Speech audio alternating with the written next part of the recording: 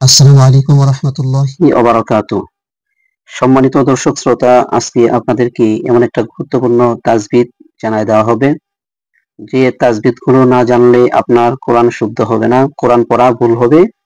এক হরফের জায়গায় আরেক হরফ পড়ার কারণে আপনি নামাজের মধ্যেও যদি কোরআন তেলাওয়াত করেন, তাহলে এই কোরআন তেলাওয়াত এর কারণে আপনার নামাজ নষ্ট হয়ে যাবে, কোরআন তেলাওয়াত ভুল হবে।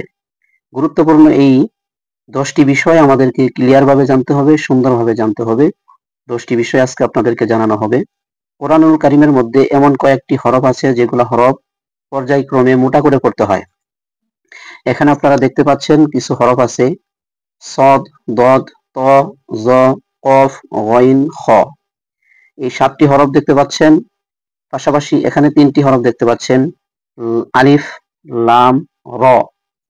এই 10টি হরফ কোরআনুল কারীমের মধ্যে সর্বদাই মোটা হয়। এই 7টি হরফ সবসময় মোটা হবে, কিন্তু আলিফ, লাম, র, এই যে 3টি হরফ দেখতে পাচ্ছেন, এই 3টি হরফ সবসময় মোটা হবে না, পর্যায়ক্রমে মোটা হবে। কিভাবে পড়তে হবে আপনাদেরকে একটু আমি যে জিনিসটা একটু ক্লিয়ার করি। তাজবিদটা, এই তাজবিদটা আপনারা যদি বুঝতে চান, তাহলে আমাদেরকে প্রথমে ইস্তিলা শব্দ অর্থ বুঝতে হবে। এখানে দেখতে পাচ্ছেন লেখা আছে ইস্তিলা। ইস্তিলা শব্দের অর্থ হলো মোটা করে পড়া, জবরে বাংলায় আকার ছাড়া পড়া। ইস্তিলা মানে মোটা করে পড়া।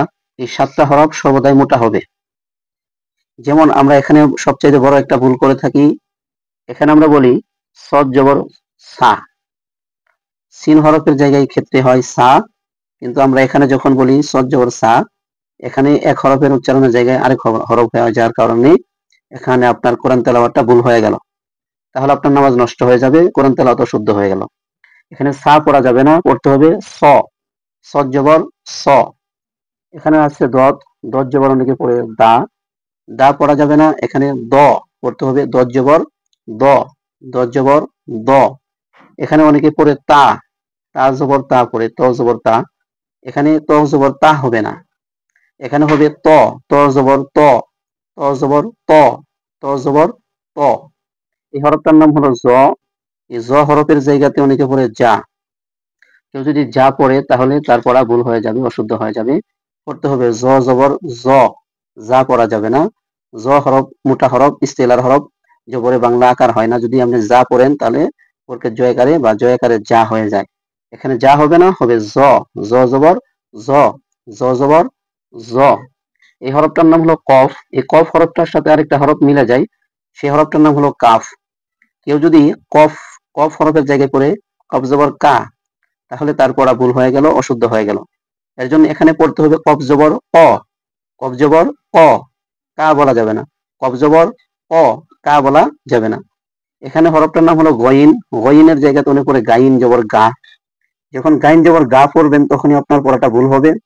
এর জন্য আমাদেরকে এখানে বুঝতে হবে গাইন হবে না, গইন হবে। হরফটা মোটা হবে, গাইন বলা যাবে না, গইন।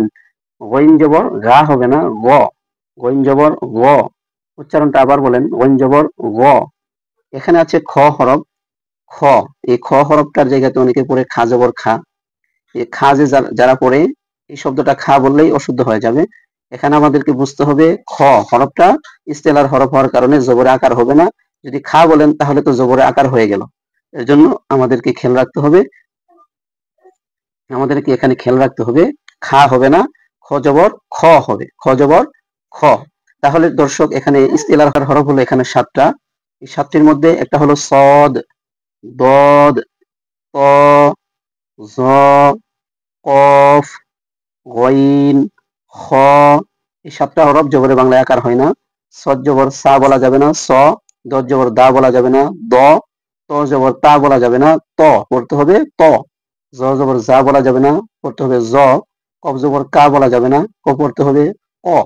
গইন জবর গা বলা যাবে না, পড়তে হবে গ। খ জবর খা বলা যাবে না, পড়তে হবে খ। এখন সম্মানিত দর্শক, এখানে দেখতে পাচ্ছেন 7টা হরফ আমরা ইস্তেলা মোটা করে পড়বো, এটা জেনে নিলাম। এখানে আমরা একটু খেয়াল করি, এখানে দেখেন আলিফ, একটু ভালো করে দেখেন। আলিফ, লাম, র, ইনারা পরিপ্রেক্ষিতে কোন জায়গাতে পাতলা হয়, আবার কোন জায়গাতে মোটা হয়।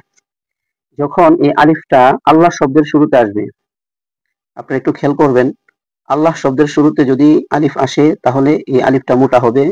লাম হরফটা কখন মোটা হবে?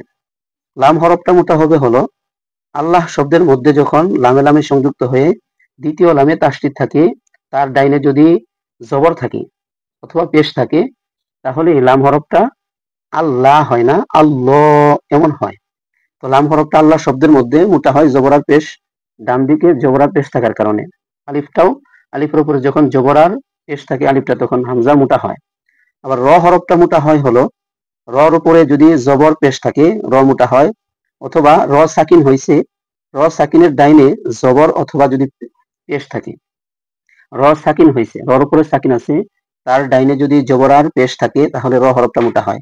লাম হরফটা আল্লাহ শব্দের মধ্যে আসলে লাম হরফটা মোটা হয়। যেমন আল্লাহ শব্দের মধ্যে কি আল্লাহুম্মা বলি আমরা, আল্লাহু, রসুল্লাহ, দেখেন আল্লাহ শব্দের ডাইনে এখানে কি আসছে? পেশ আসছে অথবা জবর আসছে, এর জন্য মোটা হবে। আলিফটার উপরে জবর আর পেশ থাকলে আলিফটা মোটা হবে। সম্মানিত দর্শক, বুঝতে পারলেন আপনারা যে 10টা হরফ সর্বদাই মোটা হয়, তার মধ্যে 7টা হরফ সবসময় মোটা হবে, কিন্তু 3টা হরফ আল্লাহ শব্দের মধ্যে লাম আসলে, আল্লাহ শব্দের ডাইনে জবর পেশ থাকলে মোটা হবে, আলিফের উপরে জবরাত পেশ থাকলে মোটা হবে, র হরফের উপরে জবরাত পেশ থাকলে মোটা হয়, এবং র সাকিনের ডাইনে জবরাত পেশ থাকলে মোটা হয়। এই গুরুত্বপূর্ণ তাসবিহটা আপনাদের জানানো হলো। এই তাসবিহটা যাদেরই জানা নেই অবশ্যই অতি তাড়াতাড়ি শিখতে হবে, না শিখলে কিন্তু আপনাদের কোরআন তেলাওয়াতের মধ্যে মারাত্মক ধরনের ভুল হচ্ছে। ইনশাআল্লাহ আল্লাহ তাআলা এই শিক্ষাকে কবুল করে নেন। আসসালামু আলাইকুম ওয়া রাহমাতুল্লাহি ওয়া বারাকাতুহু।